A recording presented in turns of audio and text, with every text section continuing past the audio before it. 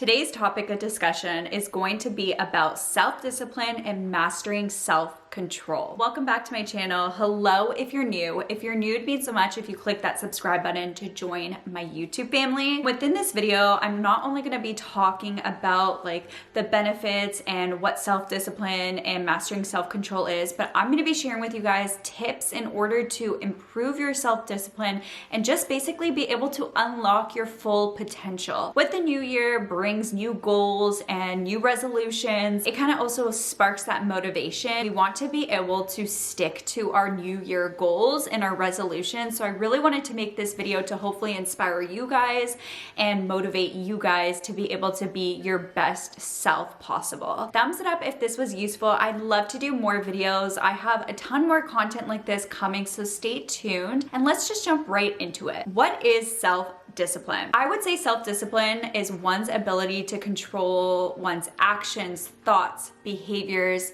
in the pursuit of achieving long-term goals or objectives. Mastering self-discipline can be a lifelong journey, but with the right techniques and mindset can lead you to being able to develop a greater sense of self-discipline. Self-discipline really comes into play during those times that you're given those distractions and temptations. It's your ability to delay gratification and make sacrifices in order to achieve and stick to your long-term goals. And everyone's long-term goals can be completely different. You could want to work on better self-discipline when it comes to maybe having daily exercise in your life or just eating healthier, or it could be for having better self-discipline when it comes to budgeting and finances, or even your studies or work. Studies have shown that people with higher self-discipline tend to be more successful in various aspects of their life, including career, health, and even relationships. There are so many benefits when it comes to self-discipline. The first one being increased productivity. You're more likely to be organized, be able to prioritize, and as well as just have a really good work ethic and just get more things done in a shorter amount of time. Another benefit is better decision making. Of course, if you have more self-control, you're less likely to give into those temptations and distractions. So you're less likely to be impulsive and your decisions are more likely to be more logical. So you're less likely to do things that you're going to in the long term regret down the line. As well as you're more likely to have increased self-confidence. Of course, if you have more discipline, you're more likely to achieve more things. And by achieving more things, it gives you more that confidence and pride in yourself. And it gives you a better sense of self. You're more likely to be more satisfied with your life as well. So it's also said to help improve mental health. Studies have shown by practicing self-discipline, it can actually help reduce stress and anxiety. It also can help you regulate your emotions and thoughts better and help you for those challenging times that are going to come, and you're just more likely to have a better sense of oneself. It also helps to better your relationships because if you are practicing self-discipline, you're more likely to be more consistent and reliable. So that's going to really strengthen your relationships when it comes to personal and even work relationships. Now I'm going to move on to the tips that I implement into my life and that I think super important to really master self-control and to improve your self-discipline, because like I said, it is a lifelong journey and it's going to take practice. It doesn't just happen overnight, and you have to stay consistent with it and kind of work on it as like a lifelong journey. So the first step I have for you is to start small. I've realized that the all or nothing mentality does not work. Sometimes you can't do everything and that just becomes really discouraging. What I mean by starting small is just working on one area of your life. So if your goal is to become better at eating healthier or even just exercising on the daily, to really focus on that and start to work on that goal. So really start with a manageable goal, not an unrealistic goal, something that you're able to implement into your routine. And to be honest, if you keep doing it every single day and it becomes a part of your routine, it's going to become a habit and it's going to become easier to do, and it's just like going to become like second nature. And then you can move on to another area of your life that you want to kind of work on, but starting first with one area and not looking at the big picture, just doing the little stuff first. And that leads me right into the second tip, which is to create a routine. So have something that is consistent in your life. So whether that's a daily routine or even weekly routine, do kind of the same routine every single day. And if you really work on something and it just becomes like the same redundant every day, it's going to become a habit. And once something becomes a habit in your life, it does become less work. It's less willpower and less effort in order to maintain. You just kind of have to get there to where the point that you're just so used to doing something every day. So if you want to work out every single day for like 30 minutes, even if that's just going for a walk every single day, just keep trying to implement it into your daily life. And once you keep doing it, and if you do it at the same time every day, it's just gonna kind of become like habit. You don't really have to think as much and try as hard to stay as disciplined. If you're so used to doing it, it's gonna become a lot less effort.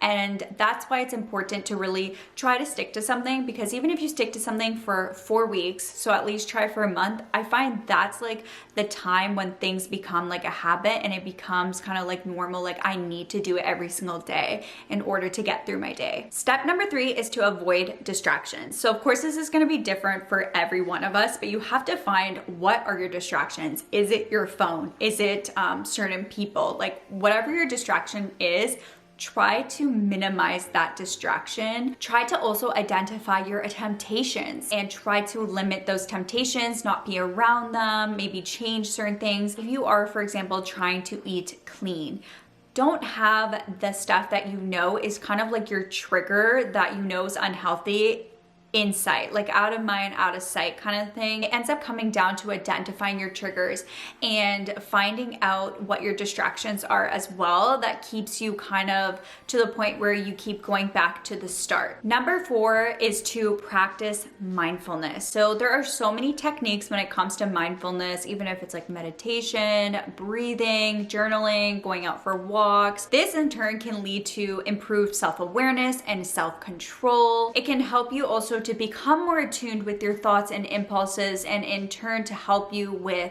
self-discipline. If you really just learn within, it can help and be easier to resist those temptations and those distractions. So it's really about channeling within yourself and understanding yourself, understanding why you are the way you are, why you do the certain things, what triggers you, what you want to avoid, and find activities or things that are going to help you be able to become more in tune with yourself. Number 5 is to seek accountability. So you can do this in so many ways. A really great way, and something that I like to do, is I like to tell my goal or what I'm trying to work on to a trusted like family, friend, or your partner. And so they can kind of keep you accountable, or if you can even find someone in your life that kind of has the same goals, so you can both keep each other accountable and on the same page, that's really great. Especially if it does comes to the workout realm or the health realm, it's great to have someone that's on the same like goal as you, so that you can maybe go to the gym together or go out for walks together or work out together or meal prep even together.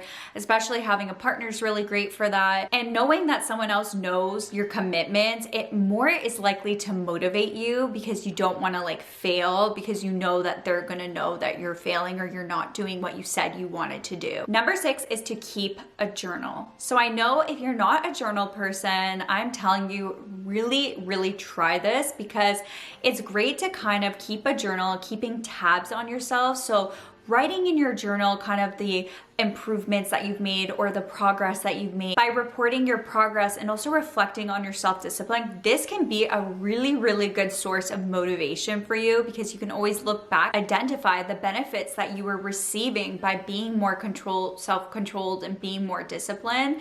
And this is just a great thing to reflect on and look back on, because a lot of the times we tend to forget and we're always thinking about what's next and what we can achieve next. And that kind of leads me to my last and final tip, and that is to celebrate your wins. Even if it is the smallest win, it is okay to celebrate the now and to celebrate the little wins that you have, even if you're not at the big goal or the big picture yet. We tend to put so much pressure on ourselves and we don't enjoy the process or the progress, the journey to the end goal, and we're just so focused on the future and not really focused in the present. So it's very important to acknowledge those little small wins that you made, and also to even give yourself some positive reinforcement for those little wins, so that it kind of keeps you more disciplined and more excited and wanting to reach the next goal, just to really keep you on that motivation and encourage you to keep getting better. Those are all my tips when it comes to how how to improve self-discipline and self-control.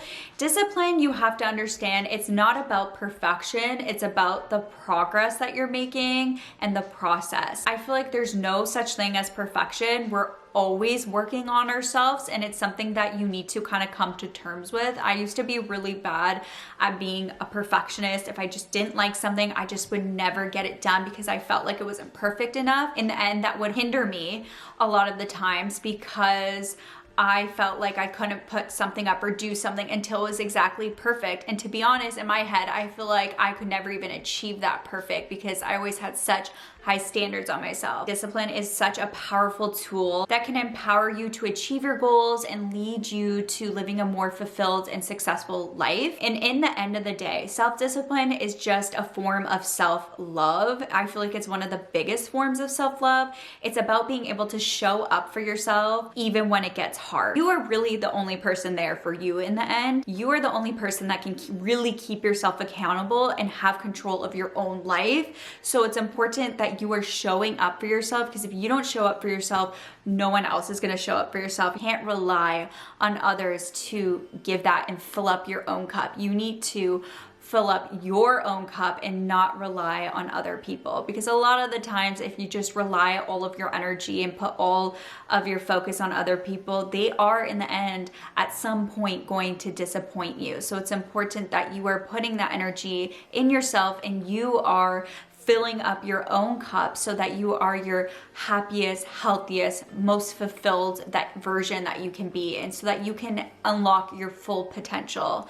So I hope you guys enjoyed this. I hope this was some sort of motivation or inspiration. I know this is different from a lot of the other videos I posted, but I just kind of have been really focusing on self-discipline this year and being able to really work on that, especially in today's generation where so many things are at our fingertips. We can get really distracted with self-gratification and like having things fast and quick.